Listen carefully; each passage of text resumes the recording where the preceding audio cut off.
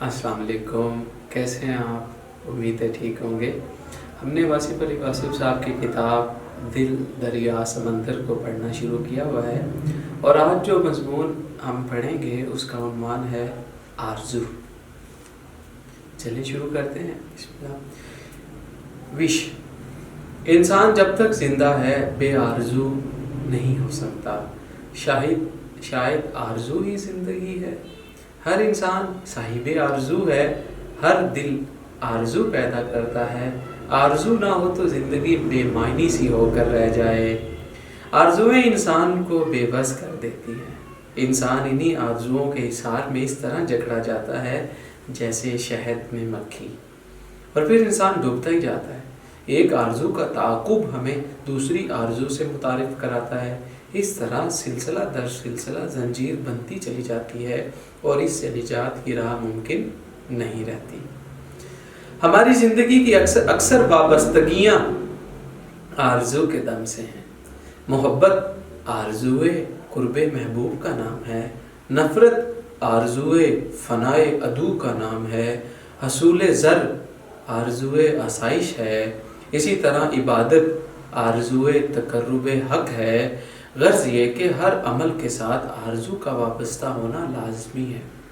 بے آرزو عمل مجبوری ہے، لاچاری ہے، بلکہ بیماری ہے۔ آرزو مر جائے تو اس کی لاش سے نئی آرزو پیدا ہوتی ہے۔ یہ وہ فکنس ہے جو جلتا ہے اور اپنی راکھ سے نئے ککنس کو جنم دیتا ہے۔ ککنس، فینکس۔ آرزو تلاش پیدا کرتی ہے، اور تلاش سفر پیدا کرتی ہے۔ سفر انسان کے لیے نئے نئے مسائل پیدا کرتا ہے، اور ان مسائل کے حل کے لیے نئی تلاش شروع ہو جاتی ہے، اور اس طرح چلتے چلتے راستہ بدل جاتا ہے۔ اور انسان حیران و پریشان سوچتا ہے کہ اس نے جو چاہا تھا وہ یوں تو نہ تھا۔ وہ غور کرتا ہے کہ اس نے جو خواب دیکھا تھا اس کی تعبیر کا سفر ایک نیا خواب بن کر سامنے آیا ہے۔ وہ اپنے لیے کسی نئی تعبیر کا انتظار کرے گا۔ نیا خواب پرانے خواب سے مختلف ہوتا ہے، اور نئی تعبیر اتنی ہی دور ہوتی ہے جتنی پہلے خواب کی۔ آرزوؤں کے سلسلے در سلسلے اتنے پیچیدہ ہیں کہ ان سے نکلنا یا ان کو سمجھنا دشوار ہے۔ ہماری اکثر آرزویں ضرورت کی آرزو ہیں، مثلا خوراک، مکان، لباس۔ ہر آدمی خوراک کا محتاج ہے۔ خوراک صرف روٹی کا نام نہیں جس سے ہم پیٹ بھرتے ہیں۔ خوراک نگاہ کے لیے نظارے کی تمنا بھی ہے۔ آنکھ کی خوراک حسین منظر ہے، ذہن کی خوراک حسن خیال ہے، دل کی خوراک پرتو جمال ہے، روح کی خوراک ذوق خود آگہی کے ساتھ ساتھ لطافت احساس حقیقت ہے۔ ہر اشتہا خوراک کی تلاش پر مجبور کرتی ہے۔ ہم جس کیفیت میں ہوتے ہیں وہیں ویسی ہی خوراک کی ضرورت ہوتی ہے۔ اس ضرورت کو پورا کرنے کے لیے انسان سرگرداں ہوتا ہے۔ یہ آرزو ہمارے سرشست میں ہے، فطرت میں ہے۔ جس بہشت میں ضرورت شجر ممنوع ہو، اس بہشت سے انسان جلد ہی نکل جانا پسند کرتا ہے۔ انسان بہشت چھوڑ دیتا ہے لیکن آرزو نہیں چھوڑتا۔ آرزوؤں پر پہرا، جبر، قدغن ممکن ہی نہیں۔ کوئی کسی کی خوراک کی ضرورت پوری کیے بغیر اس سے خوراک کی آرزو چھین نہیں سکتا۔ خوراک کی ضرورت کو پورا کرنے کے لیے انسان کو بڑی بڑی صفات عطا کی گئیں۔ انسان صبح گھر سے نکلتا ہے پرندوں کی طرح، اپنے آشیانے سے باہر تلاش خوراک کے لیے طرح طرح کی حرکات کرتا ہے، اور پھر شام کو گھر لوٹتا ہے حسرت لے کر یا سرشاری خوشی لے کر۔ اور اس طرح زندگی ایک دائرے میں مقید ہو کر رہ جاتی ہے۔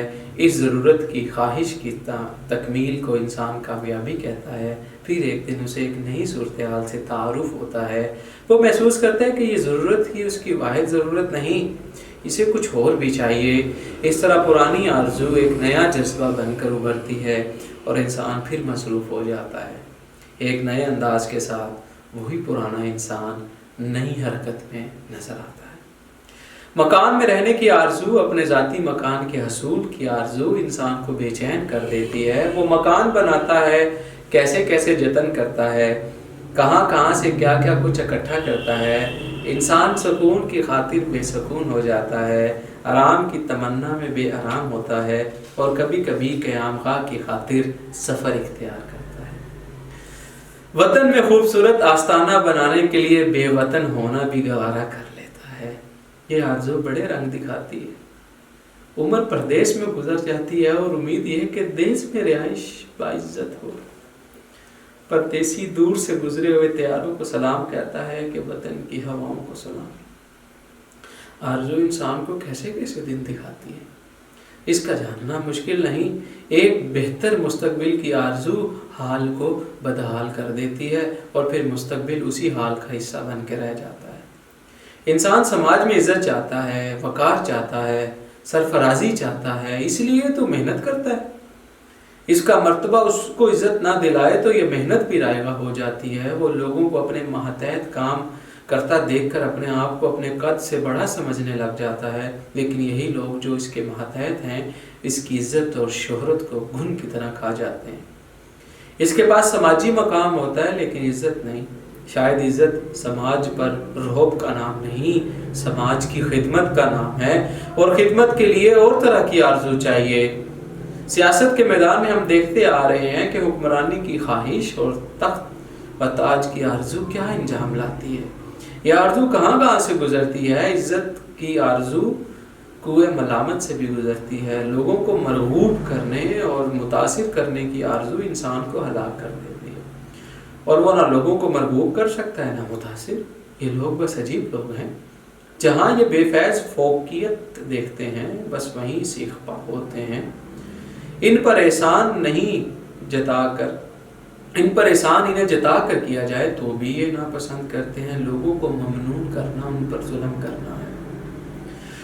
لوگ تو اس مالک کا بھی شکریہ ادا نہیں کرتے جو انہیں مفت بینائیاں عطا کرتا ہے اور ان کے دیکھنے کے لیے نظارے پیدا کرتا ہے، جو آسمانوں سے میਂہ برساتا ہے اور اس سے خوراک مہیا کرتا ہے۔ لوگ اصول نعمت کو اپنا حق سمجھتے ہیں، اور دینے والے سے تعلق اتنا ہی ہے کہ وہ دیتا چلا جائے اور لوگ لیتے چلے جائیں۔ وصولی کی رسید اور شکریہ کی ضرورت نہیں۔ بہرحال عطا کرنے والے کی آرزو عطا کرنا اور حاصل کرنے والے کی آرزو حاصل کرنا، اس میں رعب کس بات کا؟ یہی تو انسان اور خدا میں فرق ہے۔ وہ دیتا ہی چلا جاتا ہے، غافلوں کو، کافروں کو، منکروں کو، بلکہ ہر ایک کو، بد و نیک کو۔ اس کی رحمت آسمان کی طرح سب پر چھائی ہوتی ہے، لیکن انسان کسی کو رستہ بتائے تو ساتھ ہی اپنا تعارفی کارڈ اس کو دیتا ہے کہ مجھے اس پتے پر خط لکھنا۔ خدا خدا ہے اور انسان انسان۔ انسان کی سب سے بڑی آرزو یہ ہے کہ اسے بہت سے انسان پہچان لیں، اس کے خیال میں شریک ہوں، اس کی صفات کی تعریف کریں، اس کے تشخص کا ادراک کریں، اس کے الفاظ کی قدر کریں، اس کے چہرے کو مشتاق نگاہوں سے دیکھیں، اس کا انتظار کریں، اسے آنسوؤں کے ساتھ الوداع کریں، اور اس کی زندگی کو مقدس مانیں، اور مرنے پر اس کے جنازے پر شریک ہوں، اور اس کے جانے کے بعد اس کے دن منائے جائیں، اس کی یادیں زندہ رہیں۔ اس کے بعد کچھ بھی نہ ہو سوائے اس کی یاد کے، اور یہی آرزو بربادی اور تباہی کا باعث ہے، ظلم کا پیش خیمہ ہے۔ انسان اپنی آرزو کے اصول پہ یہ بھول جاتا ہے کہ دوسرے انسان بھی آرزو رکھتے ہیں، ایسی ہی آرزو، بالکل ایسی۔ وہ بھی تشخص کی پہچان چاہتے ہیں، جلسہ گاہ میں سامعین اپنا مقام رکھتے ہیں، وہ جانتے ہیں کہ وہ نہ ہو تو کوئی مقرر پیدا ہی نہ ہو۔ گرمی بازار دکاندار کے دم سے نہیں، خریدار کی مرہون منت ہے۔ انسان کی آرزو اسے نیکی اور بدی کے راستے دکھاتی ہے۔ تکمیل آرزو کے مراحل بڑے کٹھن ہیں۔ خوش رہنے کی آرزو غم سے آشنا کراتی ہے، حاصل کی آرزو محرومیوں کے دامن سے وابستہ کرتی ہے، جینے کی آرزو موت کے شکنجے میں لاتی ہے۔ آرزو کا سفر مرگ آرزو تک ہی تو ہے، جو حاصل ہو گیا اس کی تمنا ختم ہو جاتی ہے، اور جو نہ حاصل ہو سکے وہ ایک حسرت ناتمام بن کر دم توڑتی ہے۔ آرزو کا مسافر رکتا نہیں، وہ چلتا ہی رہتا ہے۔ اگر اسے کسی ایسی ہستی سے تعارف ہو جائے جو اس کو اس کی آرزو کا چہرہ دکھا کر اسے آرزو سے بے آرزو کر دے تو یہ بڑے نصیب کی بات ہے۔ آرزوؤں کا طویل سلسلہ انسان کے لیے عذاب سے کم نہیں۔ آرزو کا فسانہ کبھی مکمل نہیں ہو سکتا، کبھی آغاز رہ جاتا ہے، کبھی انجام رہ جاتا ہے۔ بعض اوقات انسان اپنی آرزو کو حاصل کرتے ہیں تو محسوس ہوتا ہے یہ تو وہ چیز نہیں جو ہم نے چاہی تھی، ہم نے تو یوں تو نہ چاہا تھا۔ تمنا اور حاصل میں بڑا فرق ہوتا ہے، خوابوں اور تعبیروں میں بڑے فاصلے ہوتے ہیں۔ زندگی میں ایک وقت ایسا آتا ہے کہ انسان محسوس کرتا ہے کہ جیسے اس کی آرزویں اس کا حاصل لا حاصل ہو۔ اسے ناکام ارادوں پر خوشی سی ہونے لگتی ہے اور کامیاب آرزوؤں کے انجام سے وحشت سی ہونے لگتی ہے۔ کامیاب آرزو گناہ ہو سکتی ہے لیکن ناکام آرزو کبھی گناہ نہیں ہو سکتی۔ نیکی کی آرزو ناکام ہو تب بھی نیکی ہے، بدی کی آرزو بدی ہے، بدی کا سفر بدی ہے، انجام تو خیر بدی ہے ہی صحیح۔ اللہ کا ارشاد ہے کہ عین ممکن ہے کہ انسان ایسی چیز کو پسند کرے جو اس کے لیے نقصان دہ ہو، اور عین ممکن ہے کہ وہ ایسی چیز کو ناپسند کرے جو اس کے لیے مفید ہو۔ لہٰذا یہ ضروری ہے کہ کامیابیوں اور کامرانیوں کی آرزو سے پہلے ان کے انجام اور ان کی عاقبت کے بارے میں کسی جاننے والے سے پوچھ لیا جائے۔ اکثر دیکھا گیا ہے کہ بظاہر کامیاب زندگی ایک ناکام بلکہ عبرت ناک انجام سے دوچار ہوتی ہے۔ وہ مسافر جسے گاڑی میں سیٹ نہ ملی اپنے آپ کو بدقسمت سمجھتا ہے، اور جب گاڑی حادثے کا شکار ہوتی ہے تو وہی انسان اپنی خوش نصیبی پر فخر کرتا ہے۔ آرزوؤں کو انجام کے حوالے سے دیکھنا اور پہچاننا ہی باعث رحمت، باعث عافیت ہے۔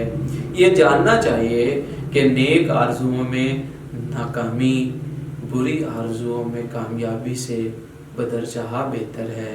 اچھی آرزویں خوش نصیبی کی ضمانت ہیں، لیکن سب سے زیادہ خوش قسمت انسان شاید وہ ہے جو بے نیاز آرزو ہو، جس کی اپنی منشائے عزتی کے تابع ہو۔ سلامت رہیں جی، جزاک اللہ۔